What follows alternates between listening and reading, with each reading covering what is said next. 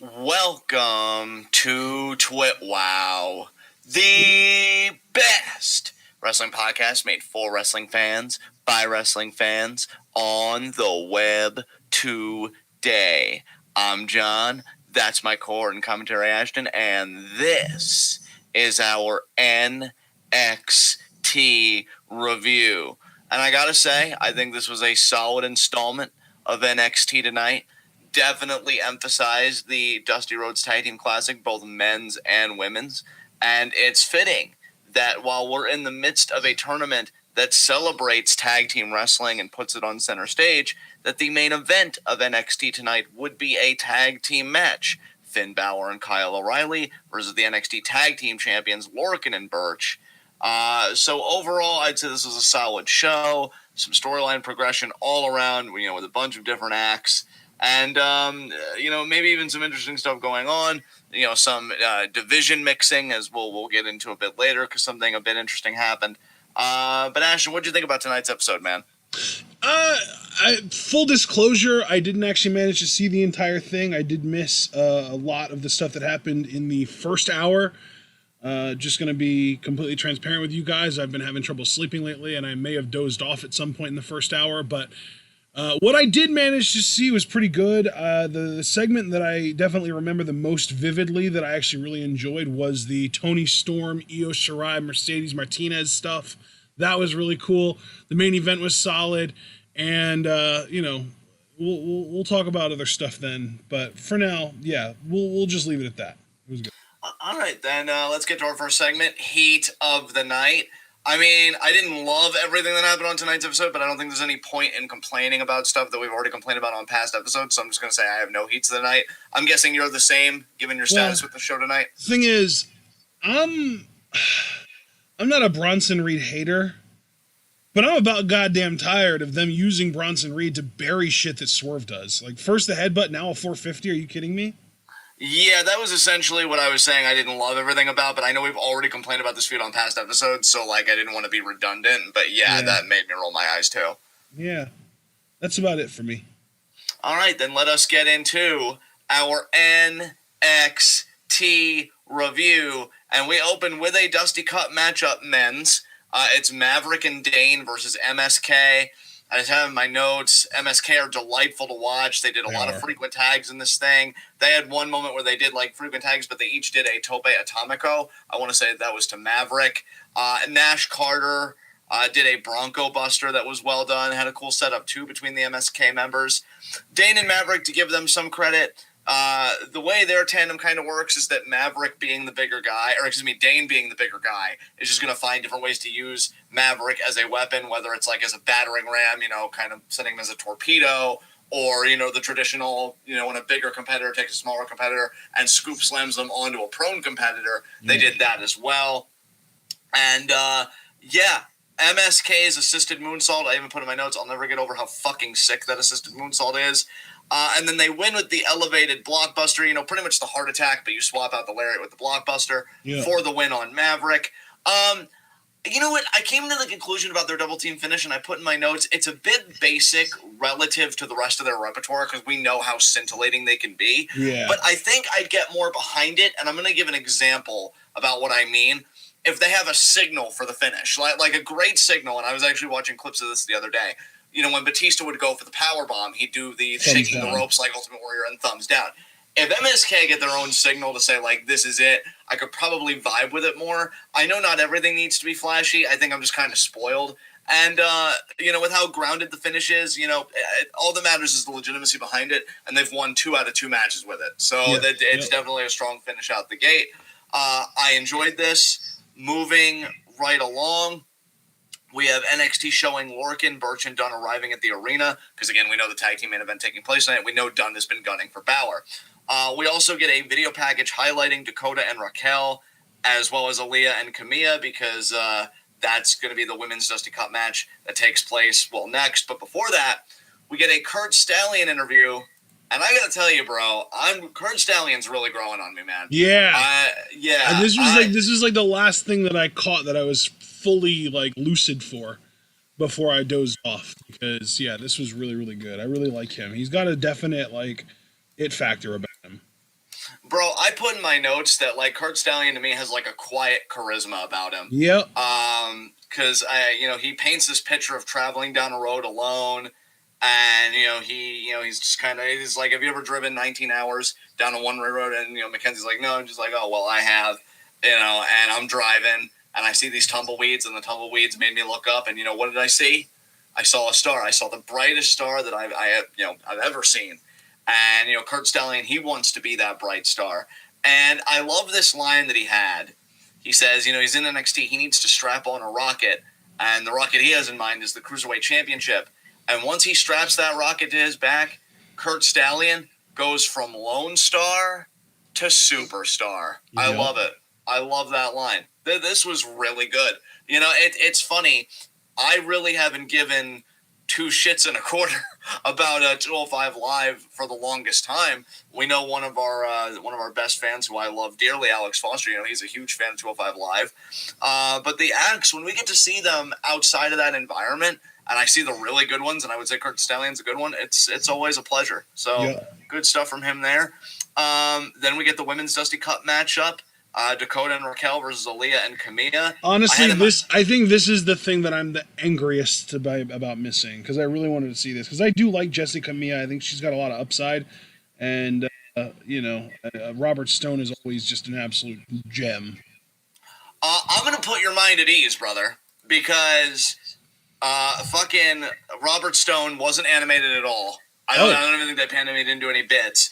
I think the coolest thing you missed, and I'm not even kidding here, was Dakota Kai's hair. She had like an early Sasha Banks thing going on where it was like a bright purplish pinkish. Nice. Looked really good. But dude, I know you said you're a fan of Camilla. Like, I feel like Aaliyah got more offense than Camilla did. She got like a boot in the corner to Dakota. The story they told here, just so that I can kind of be more succinct about it, Dakota struggled against these guys. Right. And she only ever really took control when Raquel like helped her out. But dude, the moment, because there's a moment in the match where Aaliyah tags out to Camilla and Dakota tags out to Raquel. Dude, the moment that happens, the match ends. Yeah. Like, literally, it's like, I think I even wrote in my notes here. They are really pushing the shit out of Raquel. Yeah, dude, I even put, like, in my notes, I'm going to read it verbatim. The moment Gonzalez was legally in the match, she dominated, in all caps. Lariat, one-handed powerbomb, 3 count. Jesus. That was it. She annihilated Camilla, bro. And I even put in my notes, and I'm curious about your thoughts on this. So we see in the story again that Dakota is vulnerable. Still a heel, but vulnerable. Raquel gets tagged. She dominates, as I already said. How long before Raquel starts to notice that pattern for herself, and she turns on Dakota, and Dakota reverts back to babyface? Yeah. I'm really feeling that's gonna happen, bro. You say how long before asking for a time. I don't know a time. I don't want to give a time frame. Probably this year. But I do agree with you that that's definitely going to be the mechanic that they use to turn Dakota face again. Honestly, bro, and I don't want to take it here for long because, again, we've already had extended conversations about this, but I would like to add a wrinkle because we've talked about Raquel's NXT Women's Championship prospects. Yeah. If they put the title on her, to both of our chagrin, I could easily see Dakota being the first feud to really be the legitimizer to her title reign, because that's Dakota's function. That's who she is. Yeah, you put in the workhorse to make the other person that you're actually emphasizing look good. Yeah. So, yeah, I don't know when these guys will be eliminated. They may even make the finals and lose to Casey and Caden. We'll have to see. Mm-hmm. Because then we have to think about another team that might be a favorite. The Way gets an interview. Candace says that when Regal announced a Women's Dusty Cup, she knew the trophy was as good as theirs, referring to her and Indy. Indy says it doesn't matter who they face, and I believe she said in 2 weeks they're going to win.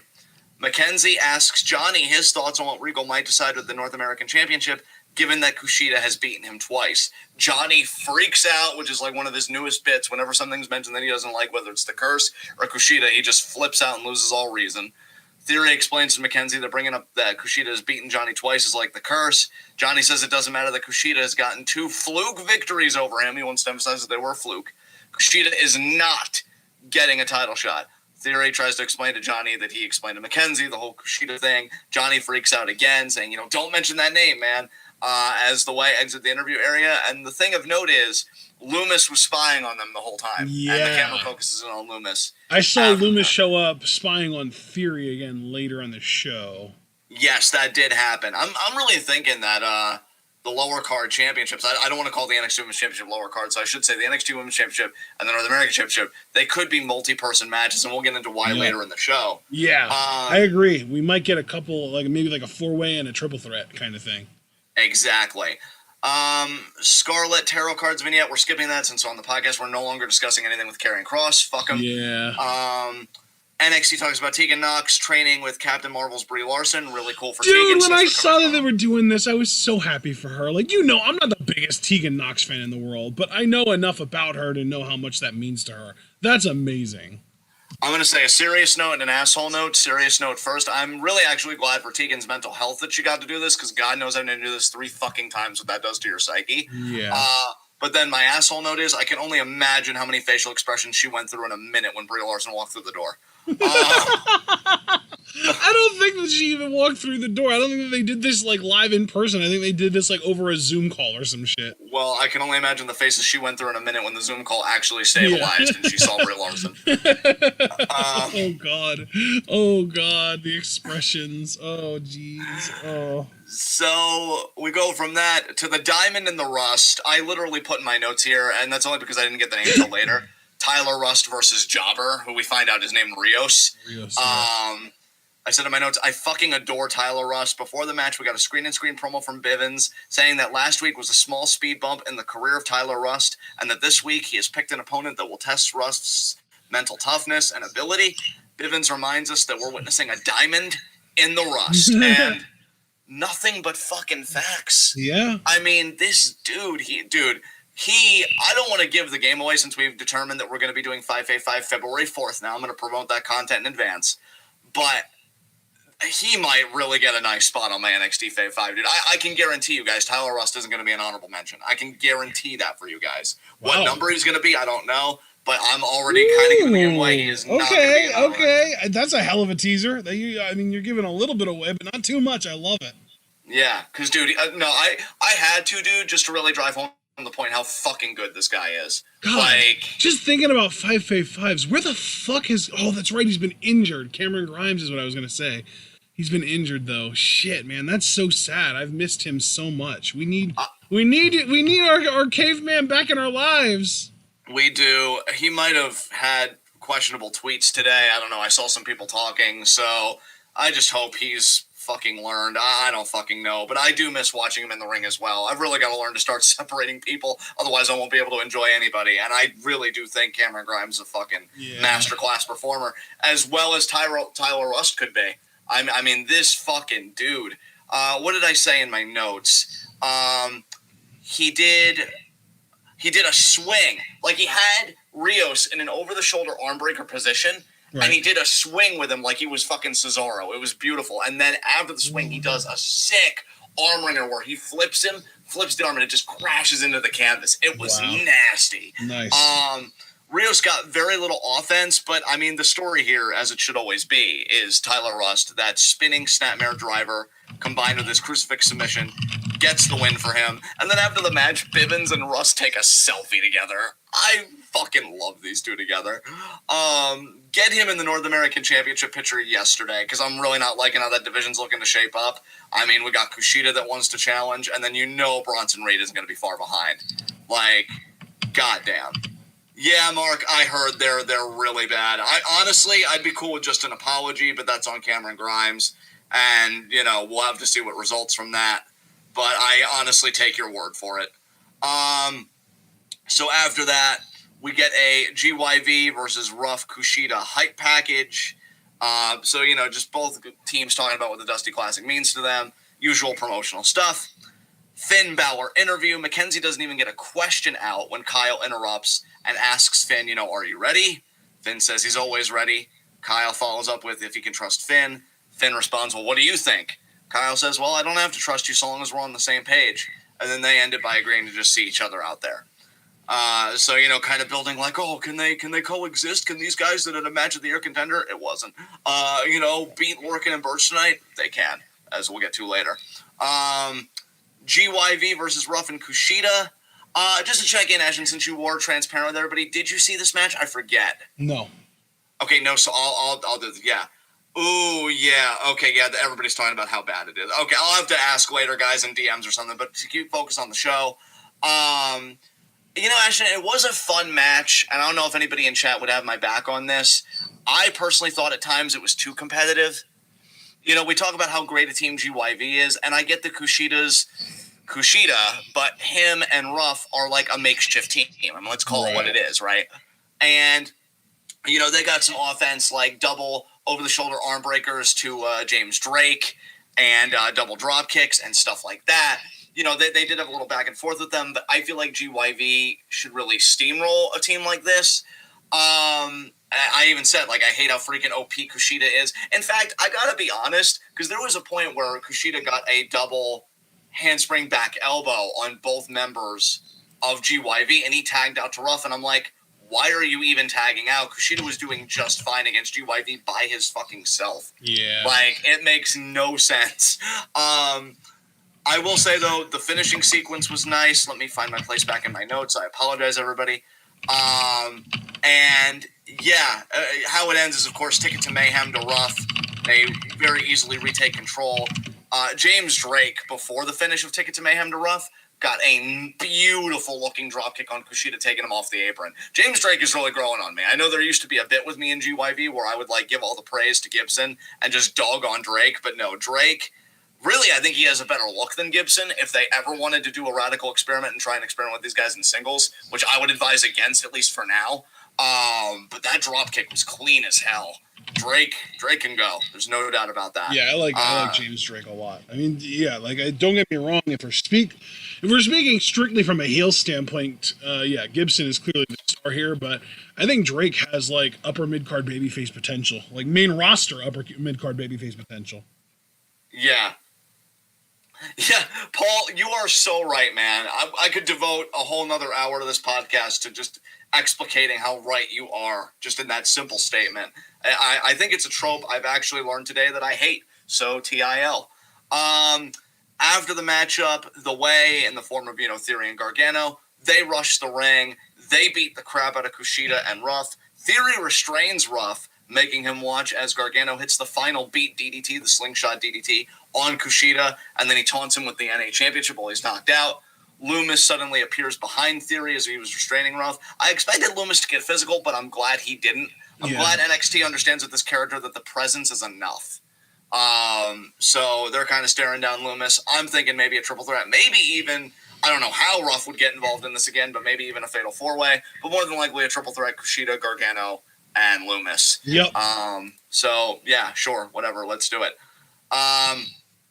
So then after that, we get Kurt Stallion was attacked backstage, and he names Legado as his attackers. And I even said, I don't know what this means for the Cruiserweight Championship match. I will get ahead of that and say that the Cruiserweight Championship match is going to happen now next week. Yep. It did not happen tonight. And the only reason I'm even going to mention this is because something else happened. Regal confronts LDF.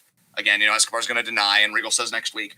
The only other thing is, as LDF's getting ready to party, they discover a tarot card, Scarlett's calling card, so to speak. And again, I know we said we're going to talk about Cross. I'm only mentioning this because it really does seem like, because Escobar name-dropped Cross last week, that Cross and Escobar are going to go at it. Now, really, I can't even say that I like anything about this because we know that Cross is going to beat Escobar.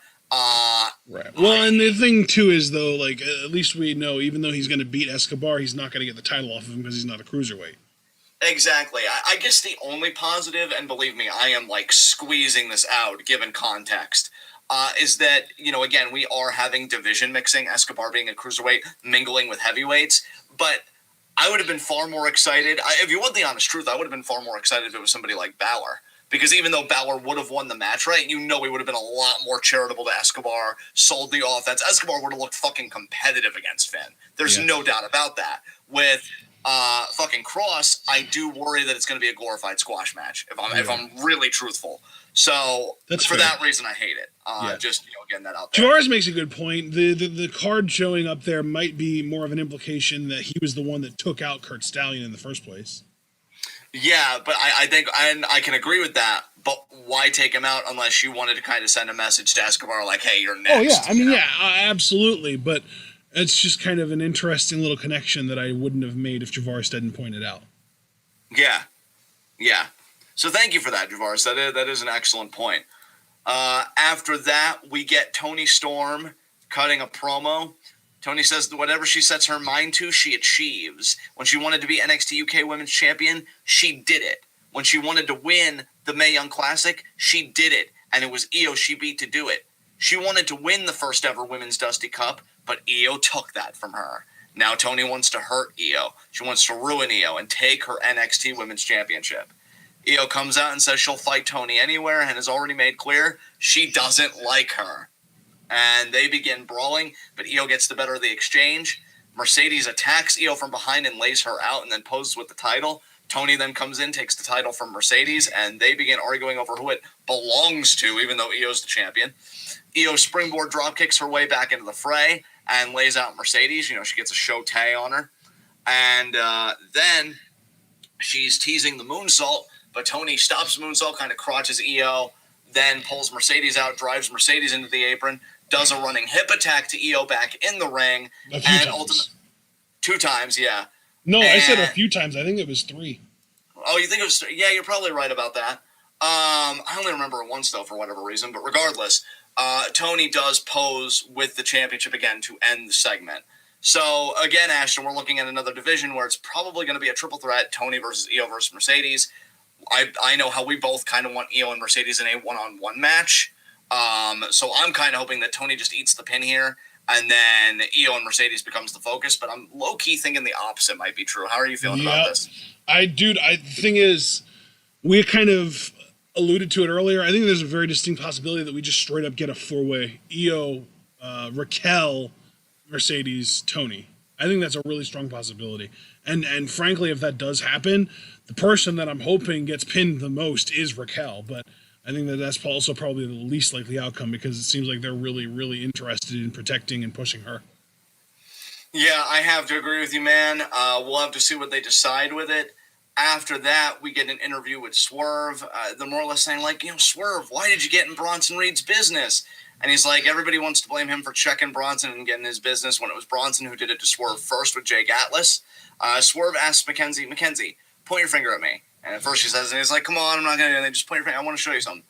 Mackenzie points the finger. He looks at her hands like, huh, now how many are pointing back at you? So pretty much like, oh, you point one finger at me, 4 pointing back at you. So, yeah, that was the thing. Imperium vignette, I didn't give a shit about this, just like I don't give a shit about Imperium. They say more or less than a year ago, they first set foot together on American soil, and they list off their accomplishments since that time. Was Wolf there? Wolf was there, yeah. And it actually is Wolf that says they're better united, and that his reemergence, last week, that's just the beginning. So, God knows we're going to get more Imperium in our lives. Dude, Hooray. I don't know if you watched the Josiah Williams rap, like Royal Rumble rap thing that was posted in the Discord yesterday, but I didn't love the whole thing, but there were certain little bits of it that gave me goosebumps. The idea of Walter being in the Royal Rumble and especially having a confrontation with Brock, oh my fucking God, that's like, holy shit. That might be the biggest money matchup either of those two guys has at present. Yeah, unironically, yeah, absolutely. I mean, maybe like a Keith Lee appearance would be somewhere in there as well, but yeah, like those two, like, holy shit. Absolutely.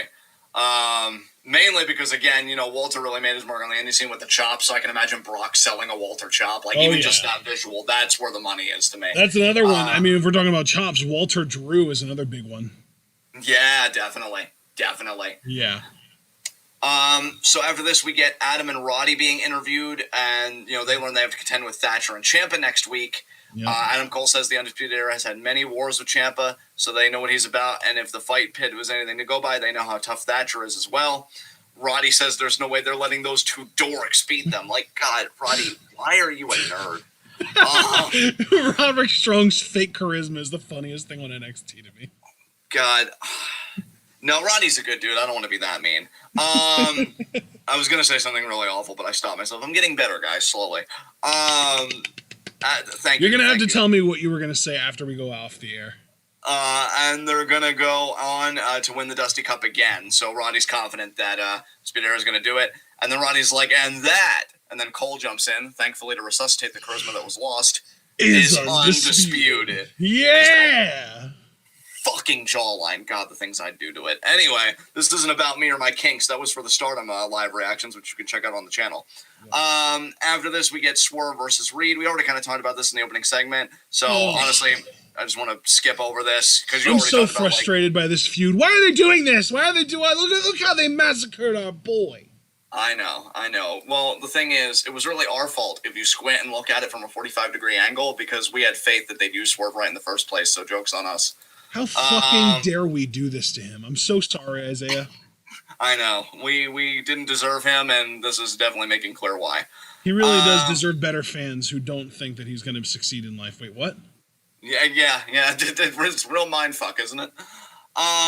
So, Boomer and Thatcher have a promo. And dude, genuinely, I was still kind of in the process of waking up when this was coming on, and my mom, when Thatcher came on, or when Ciampa came on, my mom was just like, "Oh God, Ciampa," and I was just like, "Oh boy, what's the old man gonna yell at the clouds for today?" And then Thatcher showed up, and I was like, "Oh, a more reasonable, level-headed mind has brought something to the table here." Oh man, this was great. Yeah. I mean, he pretty much does start with a Boomer line, trying to pull rank already. I've been doing this thing for 16 years. Nobody cares, Grandpa. Shut the hell up. God, what a way we've come from me wanting to molest that scalp. I know. I forget, what's the name of the Luke Gallows, caricature that he does? The guy that's just like, I've been traveling up and down these roads for the last 25 years. He has this bit that he does. I forget the name of the character, though. I feel like I'm... Was that the Southpaw Regional Wrestling character by any chance? No, he was doing it long before then. I just don't remember what it was. But yeah, he has this character that he does that's pretty much a caricature of the character that Ciampa is portraying right now, and it's hilarious. Yeah, and by the way, me just having that line just now, what a way we've come from me wanting to molest that scale, I feel really bad for any new fans that don't have any context, because Jesus Christ. He says they're the fights you win, the fights you lose, and the fights you remember. What the fuck, did you come back from Nam or some shit? Thatcher pulls up a chair to sit next to Ciampa, and he says, and the fights that command respect. I'm gonna be transparent now with everybody. I didn't catch everything Thatcher said here, so I just summed it up as him talking about the effects of the fight pit, which is true, because he does say the fight pit will change a man, and sometimes respect can be the end result, which is why he agreed to team with Ciampa. Ciampa says next week against Undisputed Era is gonna be a war, so it should be a fun tag team matchup. But God, what a time! I'm really looking forward to next week's NXT though, because hopefully I'll be far more awake for that. And then we'll get this match as well as that's what we were just talking about. But this match as well as the match that we were gonna get this week, Escobar versus Stallion. So I'm looking forward to those two for sure. Absolutely. Main event tag team matchup: Balor and O'Reilly versus Lorcan and Birch.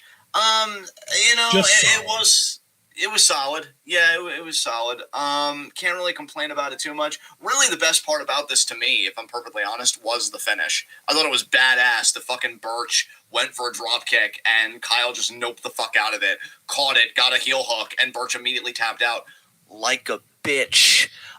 So like he should? Exactly. So O'Reilly and Balor pretty much win.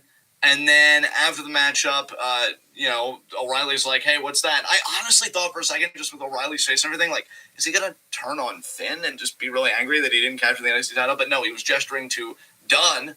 And then I believe it was Birch that pulled O'Reilly out. And then, all three of them just start mugging Balor. O'Reilly tries coming in. He gets laid out. And then finally Cole and Roddy come out, which...